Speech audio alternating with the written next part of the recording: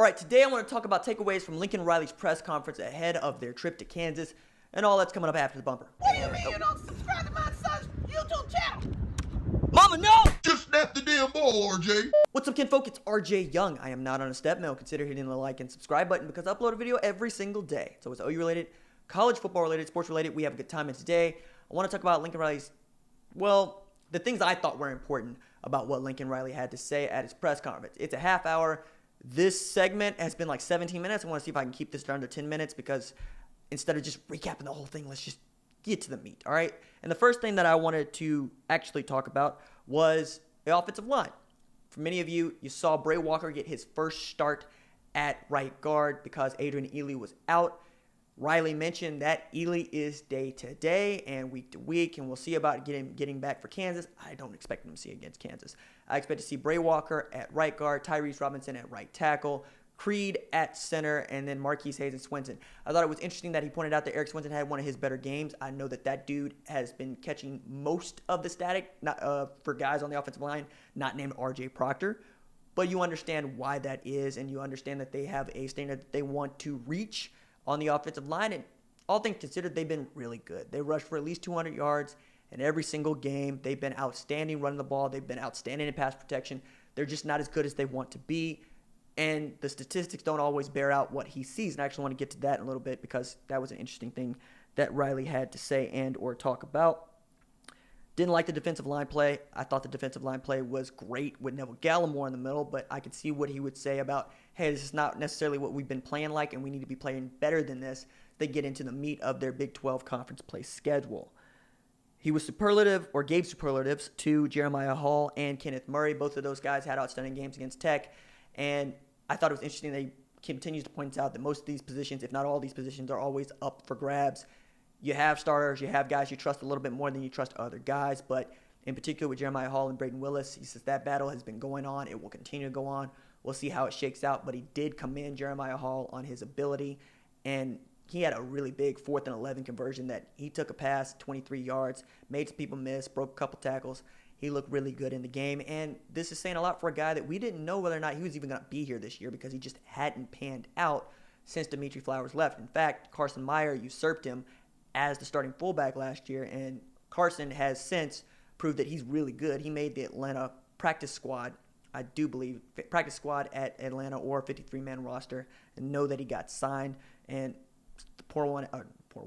stand up Tulsa Union. It's a really good deal for him, and also speaks to the heritage of the fullback position, the H-back position at Oklahoma, going all the way back to Runnels and even a little bit ahead to Millard.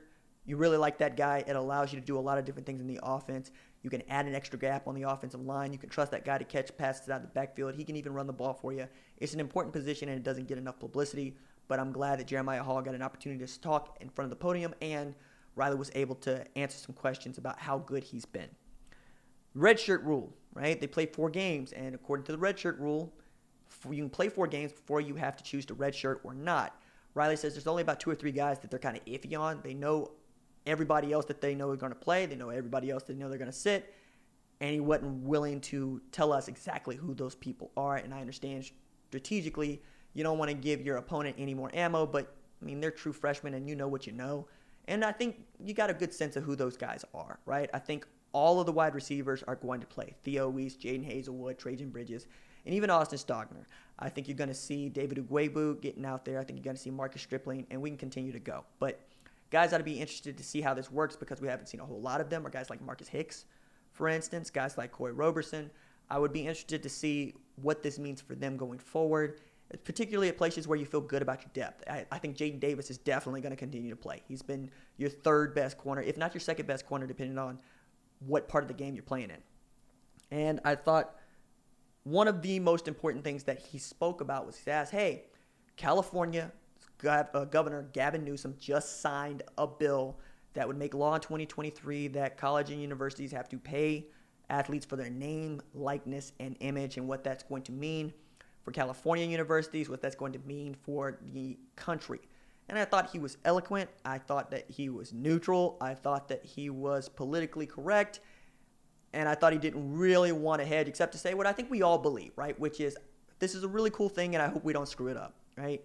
And I think he meant that in all the ways, which is to say that college football and college athletics as they stand today are very cool. And I've been very forward in saying it ain't that you don't have enough, it's that you could get more and you deserve more. And I understand that there's a lot of people, particularly in this channel community, who disagree with me, and I'm glad that we can disagree and we can still talk about it. But Riley was eloquent in what he had to say about it. It's like, hey, it's something we're going to have to think about, and he hopes that everybody is not necessarily thinking about what they can get, but what does it mean for the universities? What does it mean for the athletes? What does it mean for everybody? Because this is a huge deal. It's a massive undertaking. And yes, there are going to be some absolutely awesome things. There are going to be some absolutely dreadful things. And we're just going to learn to roll with it. And we're going to help each other get through it. I hope. That's the stance I'm taking. I believe this is a good thing on the whole. And I genuinely believe it's going to be good for college athletics. But I understand if you don't agree. I just wanted to say that Lincoln Riley spoke about it. And he was eloquent in it, and I applaud him for how he handled that question, because there's a lot of folks that would have taken it in some other direction and made it politically derisive, as opposed to, all right, where's the takeaway? And the takeaway is what he said. It's a big deal, and I hope we don't screw it up, for which I think we all agree. And the last thing that I thought was really interesting, or second to last, first one is intangibles in his quarterbacks, and how that's really one of the things at the top of his list when he's looking for quarterbacks. How good are they at the things that don't involve actually throwing a football and knowing a playbook? And you see that in Jalen Hurts, because he would say what I thought is true of coaches particularly, which is you look at the quarterback, you're going to know what your team is made of. You're going to know what your team's values are. And in Jalen Hurts, his intangibles are the strongest part of his game. I think that he's getting to be a better passer, but he's not an elite passer. I think he's getting to be a better quarterback, but he's not an outstanding quarterback. He's not necessarily looking to run all the time, and that's not what I mean.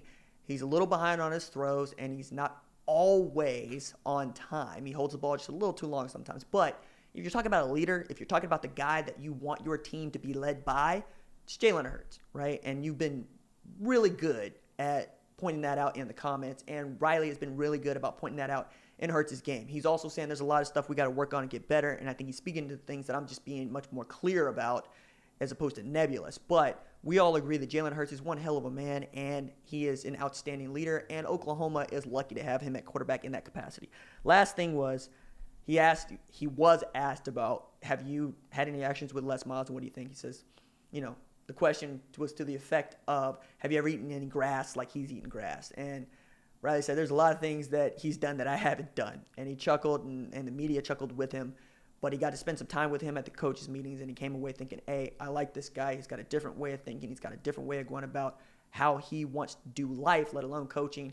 And there's a lot that he can give to the Big 12, to the league. And he's doing a good job at KU even now, because we would look at KU last year, and we wouldn't necessarily say that you beat a Power 5 conference team, especially in your non-conference. So there's a lot of good things about Les Miles. And then there's the thing where he lied to his players at halftime and said he didn't take a job at LSU when he did. All right, that's what we do. 8 minutes. Yes. Deuces.